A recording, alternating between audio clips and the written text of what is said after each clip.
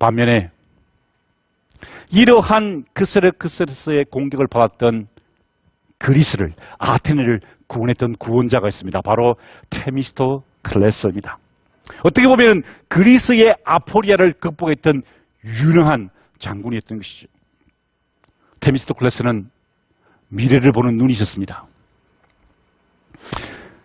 자, 마라톤 전투에서 승리를 거두었습니다. 그러면은 다들 승리의 기쁨에 취해서 지금 잠시의 기쁨에 대해서 우리가 더 주목할 텐데, 이 장군은요, 이 테미스토클레스는 또다시 전쟁이 일어날 것이라 예상했습니다. 그리고 반드시 배를 타고 페르시아 군대가 침공해 올 것이라고 예상했습니다. 그래서 그는 놀라운 발상의 전환을 하게 되죠. 아테네 사람들에게 이렇게 제안합니다. 3단 노선 200척을 미리 만들어 놓자는 것이었습니다. 아마 모든 사람들이 비웃었을 것입니다. 전쟁이 끝났는데 왜 갑자기 해군력을 강화한단 말인가? 마라톤 전투에서 싸워서 이긴 것은 해군이 아니라 육군이었는데, 왜 해군이 아니라 육군이었는데 왜 우리가 지금 해군력을 증강해야 되는가? 왜 3단 노선을 만들어야 되는가? 모두 의아하게 생각했습니다. 이것은 단순하게 전략상의 문제만은 아니었죠. 여러분이 잘 아시는 대로 아테네의 여신 아테나는요, 포세이돈과 싸워서 경쟁해서 아테네를 차지했습니다. 그래서 그 도시의 여신이 되었죠. 아테나는 무엇으로 상징됩니까? 올리브로 상징됩니다. 땅입니다. 육군 이야기예요. 포세이돈은 다 아시다시피 바다의 신이죠. 해군력을 상징합니다. 지금 아테나가 다스리는 아테네 육군의 땅에서 테미스토클레스는 포세이돈의 나라로 가자는 것입니다. 아테나의 나라에서 포세이돈의 나라로 가자. 이것은 정말 나라의 방향을 바꾸자는 것이죠. 이렇게 놀라운 제안을 했던 것입니다. 그랬더니 아니나 다를까 사람들이 반대합니다. 아니, 위기가 임박하지 않으면 사람들은 그 위기에 대해서 인지하지 못하는 경향이 있죠. 테미스토클레스는 아주 머리가 좋은 사람이었죠. 그래서 저 멀리 미래에 예상되는 적에 대해서 이야기를 한 것이 아니라 바로 아테네 앞에 있는 아에기나라는 곳에 주목합니다. 이 아에기나는 오른쪽에 있는 땅에서 나오는 은광 때문에 서로 치열하게 경쟁하던 나라였거든요. 평소에도 관계가 좋지 않았습니다. 자, 아에기나가 우리를 침공할지 모르니 저 섬을 공격하기 위해서는 배가 필요하다라고 이야기하면서 아테네 사람들을 설득했던 것입니다. 원대한 계획과 미래를 보는 통찰력뿐만 아니라 지금의 상황을 바꿀 수 있는 그런 지략을 가진 장군이었다는 것이죠. 자, 그런데 아까 우리가 본 대로 레오니다스가 480년에 그 테르모필레 전투에서 장렬하게 전사했다는 소식이 전해졌습니다. 그리고 엄청난 해군이, 페르시아의 해군이, 크세르크세스의 해군이 아테네 쪽으로 진격해왔다는 소식을 듣게 되었죠. 그때 테미스토클레스는 신탁을 이용합니다. 사람들이 어떻게 이 도시를 방어할 것인가? 많은 사람들이 이 도시를 버리고 떠나자, 차라리 저 멀리 이탈리아까지 가자라고 주장하는 사람도 있었습니다. 아니면 시칠리아까지 가자라고 주장하는 사람도 있었어요.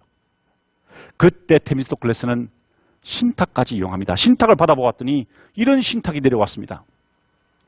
가련한 자여, 왜 여기 앉아 있는가? 그대들은 집과 도시로 둘러싸인 높은 언덕을 떠나, 높은 언덕이 어딜까요? 파르테논 신전에 있는 그 아크로폴리스를 말합니다. 그것을 떠나 대지의 끝으로 도망가라. 이런 아테네에서요, 대지의 끝으로 한 8km만 가면은 피레우스 항구가 있습니다. 바다가 나와요. 멀리 보시는 제우스께서 그대에게 나무 성벽을 주실 것인즉 이 나무 성벽만이 파괴되지 않고 그대와 그대의 자식들을 도와주게 되리라. 신성한 살람이 있었으며, 이렇게 신탁이 내려왔습니다. 그랬더니 테미스토클레스는요, 이 나무 성벽을 어떻게 해석했느냐? 바로 200척의 3단 노선이라는 것이죠. 아테네가 이 성, 나무로 된 이 3단 노선에 들어가는 것이 신으로부터 보호를 받게 되는 길이라고 설득했던 것입니다. 그래서 아테네를 포기를 하고 이제 가족들은 저 펠로폰네소스 반도로 넘긴 다음에 장군들과 부하들과 젊은이들을 모아서 3단 노선에 몸을 맡기고 살라미스 해전에서 크세르크세스와 결전을 벌이게 된 것입니다. 자, 한편 저 위쪽에 있던 테르모필리에서 성전을 거두었던 페르시아 육군이 빠른 속도로 남하하고 있었습니다. 그러자 많은 그리스의 연합군들이 이런 판단을 했죠. 빨리 펠로폰네소스 반도 이쪽 왼쪽으로 도피하자. 그리고 저 짧은 협곡, 저 지역을 막는 것만이 우리가 살아남는 길이다라고 주장하게 됩니다. 그리고 배를 불리려고 했어요. 사실 지금 저기는 고린도라는 지역인데 저기에 운하가 있습니다. 고린도 운하가 있는데요. 굉장히 짧은 한 1km 정도면 막으면 됩니다. 여기만 막으면은 육군의 진격을 막을 수 있기 때문에 연합군들이 좌충우돌하면서 의견의 일치가 되지 않았어요. 그때 데미스토클레스가 또 다른 작전을 보냅니다. 마치 자기가 변절한 것처럼 속이면서 자기의 사신을 크세르크세스에게 보내죠. 내가 이쪽으로 배를 몰고 갈 테니 폐하 우리 그리스군을 치시옵소서. 이곳은 협곡이 좁고 물살이 빨라서 제가 이쪽에서 군대를 데리고 있으면 이쪽을 치시면 이제 도관이 된 쥐가 될 것입니다. 라고 거짓 정보를 흘렸습니다. 그랬더니 이 크세르크세스가 평소에 그답게 귀가 얇아서 그런 모양이다 라고 하고 배를 이끌고 공격을 하게 되었죠. 그것이 바로 유명한 살라미스 해전입니다. 보시는 것처럼 흰색으로 된 것은 그리스 연합군이고 검은색으로 배치된 것은 페르시아 군대였죠. 그 산 위에서 크세르크세스가 산 밑을 그 해전이 벌어지는 장면을 바라보고 있었습니다. 이 그리스 해군들은 3단 노선을 빨리 지으면서 특별히 육상전과 그 다음에 이 해군력을 동시에 활용해서 크게 승리를 거두죠. 여기서 이렇게 기록되어 있습니다. 여기서 나는 많은 사람들이 불쾌히 여기게 될 견해를 밝히지 않을 수 없다. 헤로도트가 쓴 글입니다. 전쟁의 결과에 대해서 누가 승리의 원인이었는가를 밝히는 것입니다.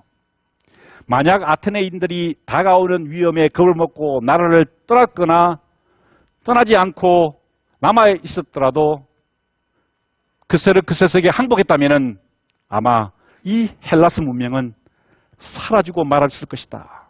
이게 무슨 말입니까? 테미스토클레스가 아테네의 그리스의 구원자였다는 것입니다. 테미스토클레스라는 지도자가 있었기 때문에 아포리아를 극복할 수 있었다는 것입니다. 그런데 여기서 대단한 반전이 일어납니다. 만약에 여기까지 헤로도토스가 글을 썼다 그러면은 아마 그의 역사는 우리 인류의 고전이 되지 않았을 것입니다. 그 역사책을 끝까지 읽어보면은요, 위대한 반전이, 놀라운 반전이 일어납니다. 테미스토클레스가 놀라운 지략과 미래를 보는 통찰력으로 나라를 구했습니다. 그런데 그 다음에 어떻게 되었느냐? 그러나 언제나 돈 욕심이 많았던 테미스토클레스는 다른 섬에도 사신들을 보내서 돈을 갈취했다는 것입니다. 돈에 대한 욕심이 많았기 때문에 승리한 다음에 이 테미스토클레스는 돌아다니면서 해적질을 한 것입니다. 엄청난 부를 축적했습니다. 그리고 나중에 이 역사책에는 기록되어 있었지만 어떻게 된 줄 아십니까? 이 테미스토클레스는 페르시아에 전향하게 됩니다. 페르시아 편에 붙게 되죠. 거기서 죽게 됩니다. 이 무슨 황당한 이야기입니까? 우리는 테미스토클레스에서 엄청난 영웅의 모습을 기대했는데 헤로도토스는 마지막 순간에 테미스토클레스가 돈 욕심 많았고 권력을 향해서 야심을 키우던 사람이었다라고 하면서 지도자를 비판하고 있는 것입니다. 아주 흥미로운 결과 아닙니까? 여러분, 리디아의 왕 크루소스 어떤 사람이었습니까?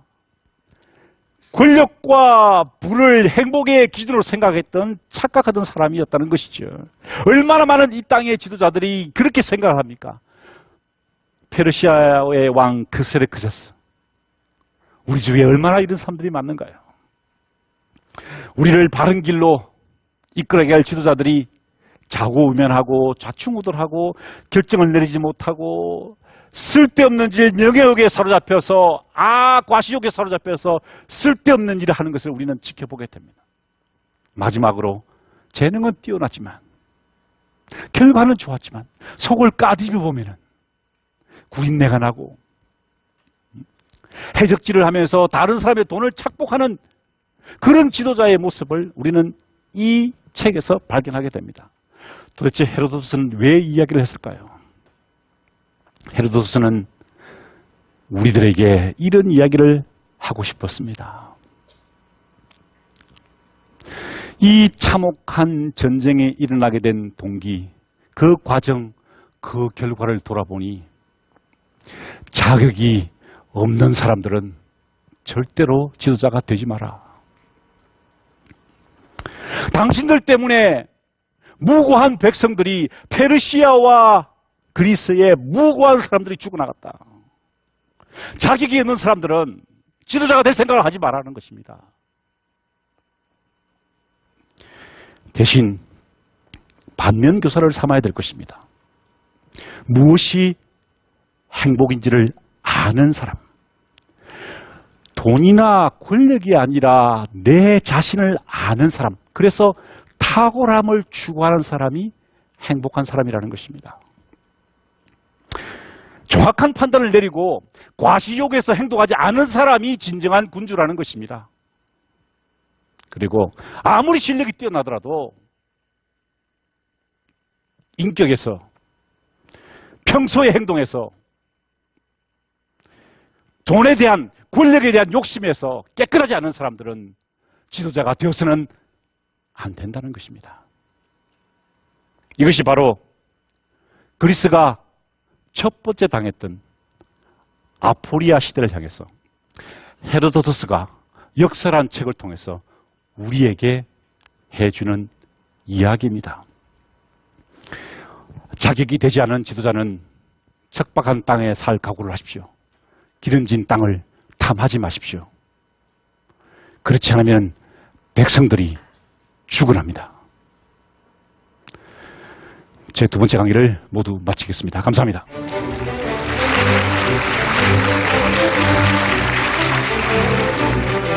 페리클레스라는 탁월한 지도자는 어떤 식으로 아테네를 운영했을까? 아포리아 시대의 지도자는요, 중심을 잡는 사람입니다. 무엇이 필요한지를 아는 식견이 있고 본 것을 설명할 수 있는 능력이 있으며 조국을 사랑하고 또 재물에 초연한 사람이라고 자부합니다. 여러분, 이것이 바로 지도자의 덕목입니다. 펠로폰네소스 전쟁사는요, 그리스 최고의 군주의 거울 중에 하나였습니다.